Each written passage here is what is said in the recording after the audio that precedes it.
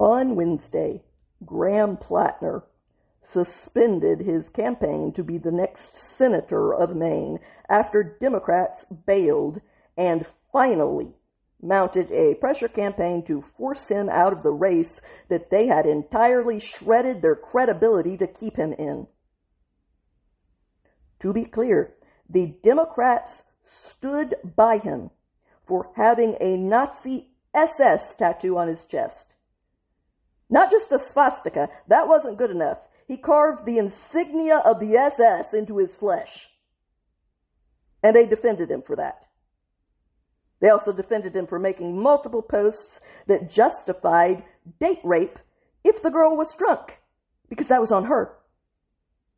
Calling Mary, the mother of Jesus, a, quote, skank, and Christ himself a zombie, just to be an a-hole. For slandering a dead Navy SEAL hero who was murdered trying to help a fellow veteran with severe PTSD. And for publicly wishing that the Taliban had had better aim when it came to a Purple Heart recipient who was shot 4 times drawing fire away from his men. For having an account on a website that is heavily associated with predators, where he seemed to engage in some behavior that may have been inappropriate and possibly involved minors. For doing, shall we just say, perverted things in a porta potty of all places, because they apparently turn him on. And they stood by him through the multiple allegations of physical abuse from women who had been in past relationships with him, who also said that he openly fantasized to them about having a home invader break in, so that he could deal with that home invader by raping him. Not because he's gay, but because that's how one man shows another man that he's dominant.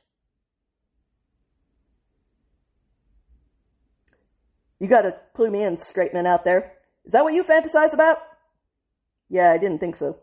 The Democrats, both high and low, staunchly stood by him through all of that.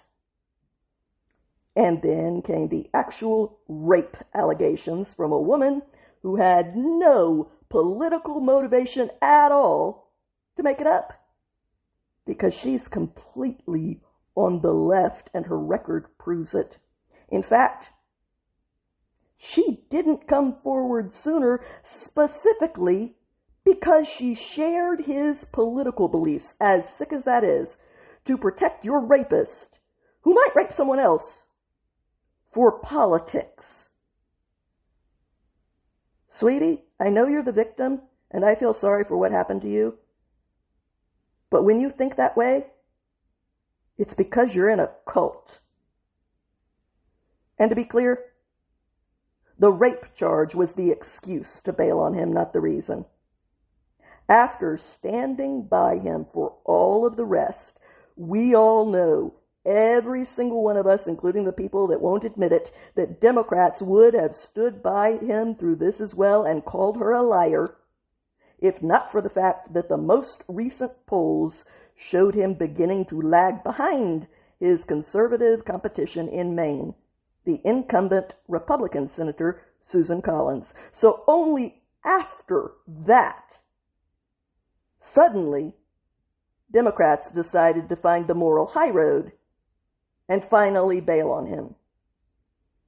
They pretended to be surprised and dismayed, but the truth is that everyone saw this coming after everything else that had been connected to this so-called candidate. It wasn't a surprise. It was a get-out-of-jail-free card for the Democrats who suddenly realize that they need to untangle themselves and extricate themselves from association with this scumbag piece of trash. Not for reasons of morality, but for the very practical issue of victory. Because if they lose Maine, then their odds of flipping the Senate during the midterms become very slim.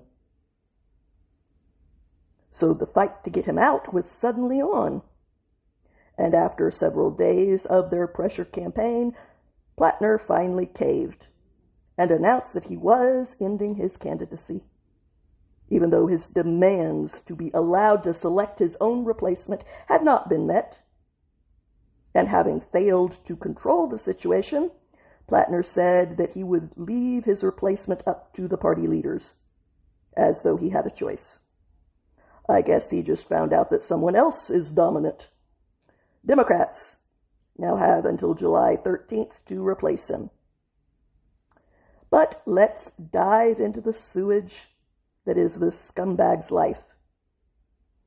The end came after Politico interviewed Ginny Rakicot, a leftist who accused Platner of breaking into her home in 2021, raging drunk, where he sexually assaulted her, adding that she had not gone public with what he had done to her expressly because she agreed with his political views.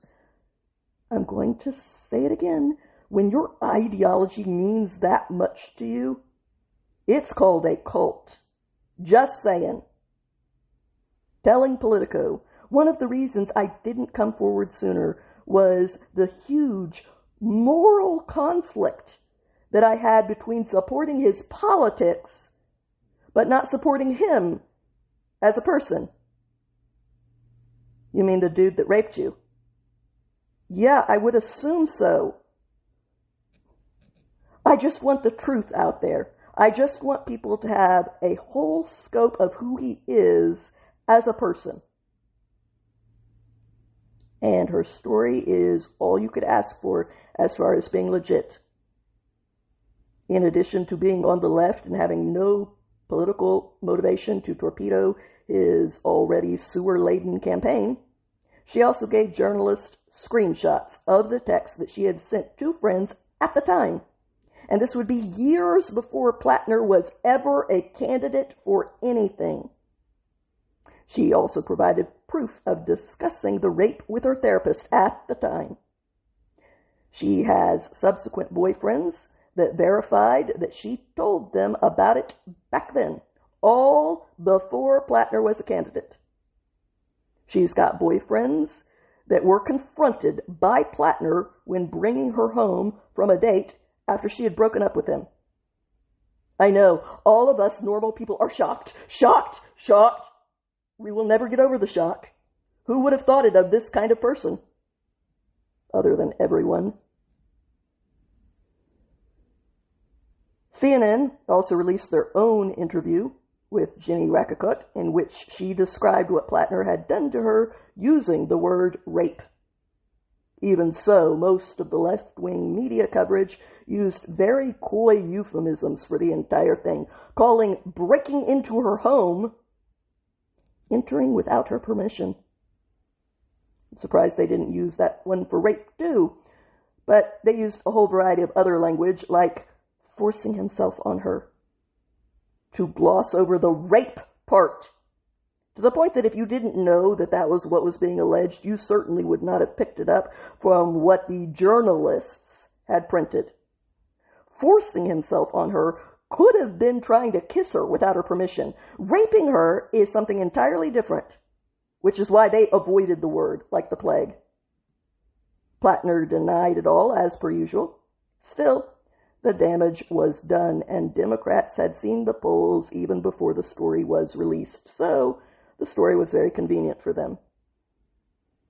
And at that point, Ro Khanna, the congressman from California, who had previously defended Platner through all of the rest of the sewage that trailed in his wake, pulled the plug on his previous endorsement of utter slime, saying, I've been very clear that sexual assault or violence against women is a red line.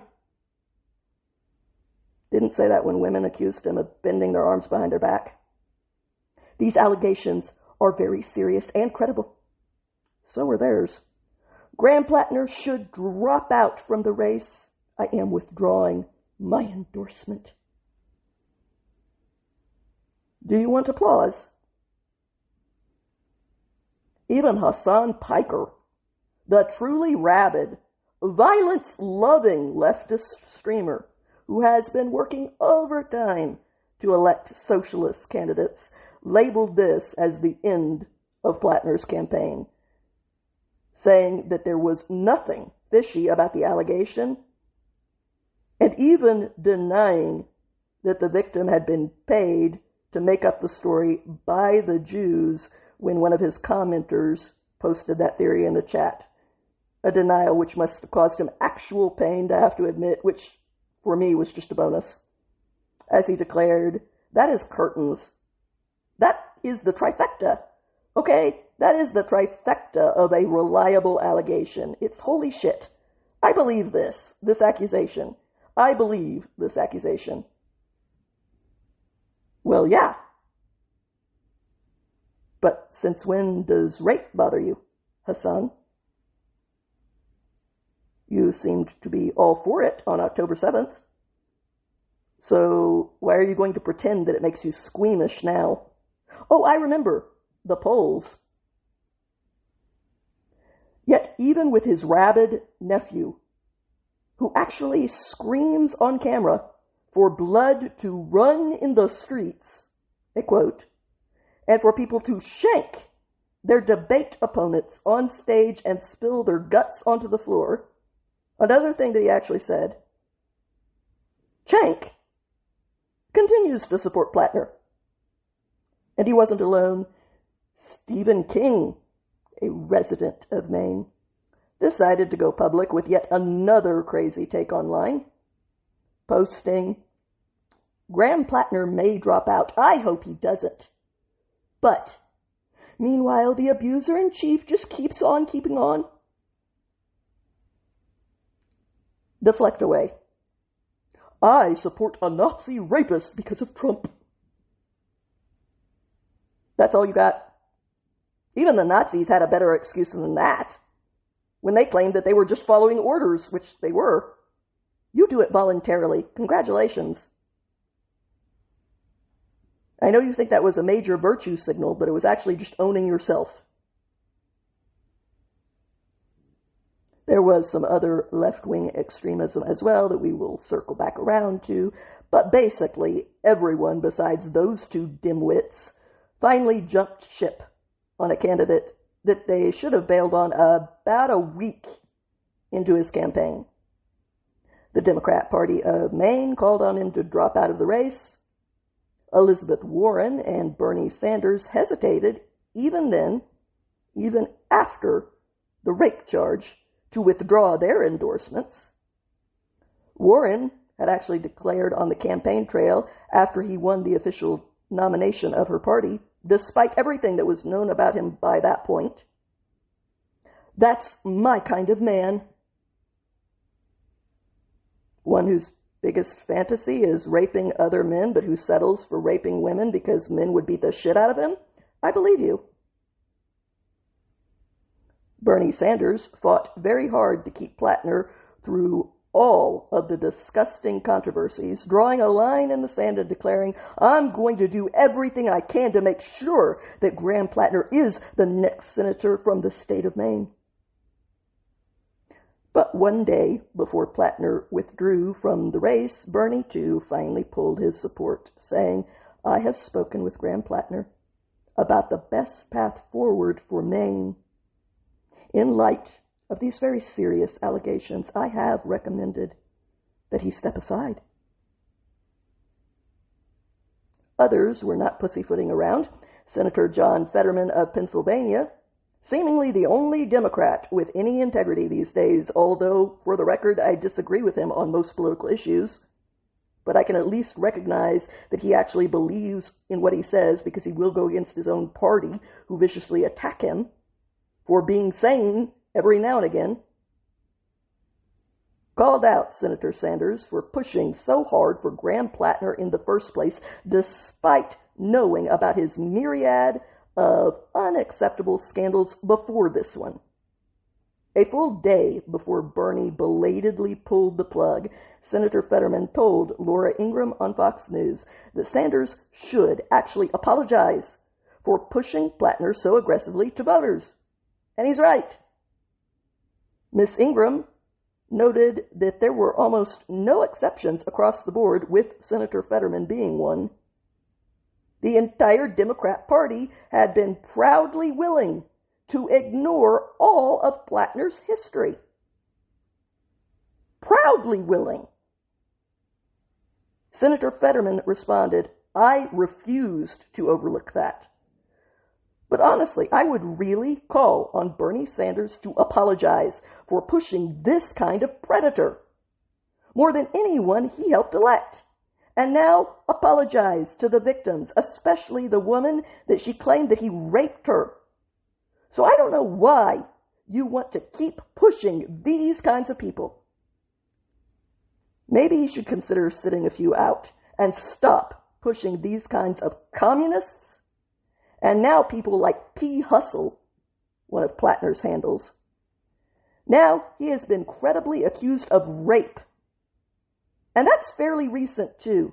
That was only less than 5 years ago. Unlike Bernie Sanders, Senator Fetterman's position is consistent.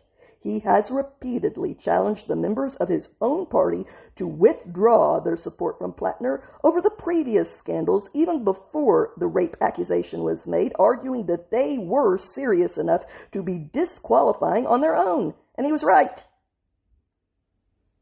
Meanwhile, Steve Robinson, the editor-in-chief of the Maine Wire, dropped another pan into the fire, announcing that protection has had to be beefed up over worries about revenge from Platner's deranged supporters. Katie Pavlich of News Nation backed up Mr. Robinson's report that certain Mainers were afraid of political violence from what he had dubbed Platneristas, especially given his past statements about violence. Mr. Robinson went on to explain that Platner had allegedly built and run a paramilitary-style outfit that was stocked with hard left radicals, in which he reported last October that Platner had personally drilled members of the Socialist Rifle Association in handling guns, writing this. Posting under the Reddit handle P. Hustle, he wrote in August of 2020 that his chapter ran lots of range days, firearms education classes, that he just put on a defensive handgun course 2 weekends ago, and that the group ran monthly introductory courses plus more advanced classes for experienced members. In a separate post, he recruited a Mainer to the chapter directly, quote, "were quite active." On X, the far-left gun club posted images from multiple training sessions showcasing members with blurred faces and an arsenal of firearms. The SRA blurs faces in the photographs, but some were insufficiently blurred, including a red-haired and red-bearded man matching Platner. Robinson reported that Platner was teaching actual paramilitary tactics to an explicitly political far-left organization.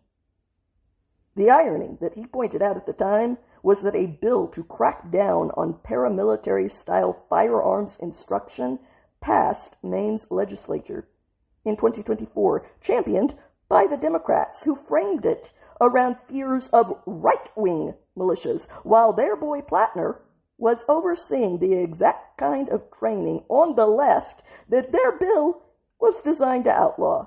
As per usual, the call was coming from inside the House, but Democrats don't want to clean up their own house, which is why their party is in the state that it is in.